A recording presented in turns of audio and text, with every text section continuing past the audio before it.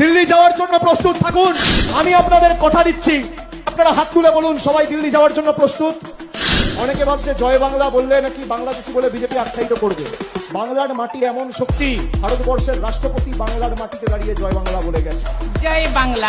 দুদিনের ব্যবধানে তৃণমূল যদি এই মিছিল করতে পারে, তাহলে আগামী 2 মাসের মধ্যে দিল্লিতে কি করতে পারে সেটা বিজেপির বন্ধুদের আমরা একবার ভেবে দেখতে বলবো। আমরা বলেছিলাম জুন মাসে যখন এসআইআর এর নোটিফিকেশন করেছিল, যে জুন মাসে তৃণমূল কংগ্রেস তার অবস্থান স্পষ্ট করে বলেছিল যে একটা যোগ্য ভোটারের তালিকা থেকে যদি নাম বাদ যায়, বাংলার ক্ষমতাটা কি দিল্লির জমিদারদের দিল্লির বুকে এবং দিল্লির মাটিতে তৃণমূল কংগ্রেস দেখাবে। এই যে 7 জন আত্মহত্যা করে মারা গেছে, প্রাণ দিয়েছে, সবার ভোটার তালিকায় নাম ছিল।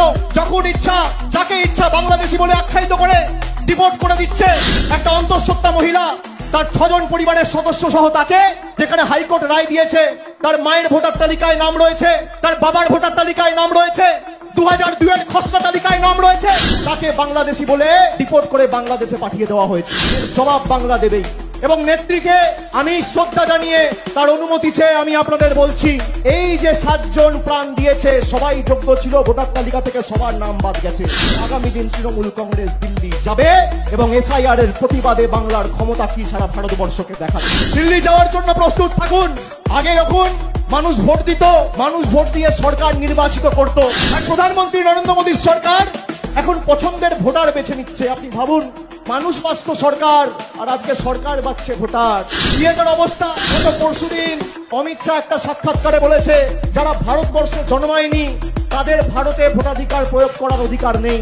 আমি অমিত শাহকে জিজ্ঞেস করতে চাই, আপনি যদি দম থাকে তাহলে আপনি প্রকাশ্যে এসে বলুন যে আপনি বলতে চেয়েছেন লালকৃষ্ণ আদবানি ভোট দিতে পারবে না। তার কারণ লালকৃষ্ণ আদবানির জন্ম হয়েছিল করাচি। এই যে মতুয়া ভাইরা বসে আছে যারা ওপার বাংলা থেকে এসছে, বিজেপি এদের জন্য এখন নাটক করে ক্যাম্প খুলেছে, একজনকেও নাগরিকত্ব দেয়নি। আর আমি বলি শুনুন, মতুয়া ভাইরা, রাজবংশী ভাইরা এদের ফাঁদে পা দেবেন না। এদের ক্যাম্পে যদি আপনারা যান, আসামে 12 লক্ষ হিন্দু বাঙালির যা অবস্থা হয়েছে, আপনাদেরও একই পরিণতি ভারতীয় জনতা পার্টি করবে।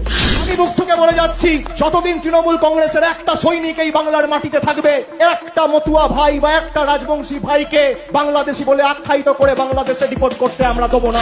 তার আগে আমাদের মৃতদেহের উপর দিয়ে ভারতীয় জনতা পার্টি এবং কেন্দ্র সরকারকে বেরোতে হবে। আমি আপনাদের কথা দিচ্ছি, আপনারা হাত তুলে বলুন সবাই দিল্লি যাওয়ার জন্য প্রস্তুত। আমাদের কাছে যারা কাগজ চাইছে, তাদের বাবা ঠাকুরদার কাগজ নিয়ে এসে আগে বাংলার মানুষকে দেখাও, তারপর কাগজ চাওয়ার কথা বলো। এই মাটি ততটাই আমার যতটা তোমার। জয় বাংলা। ভয় পাবেন না।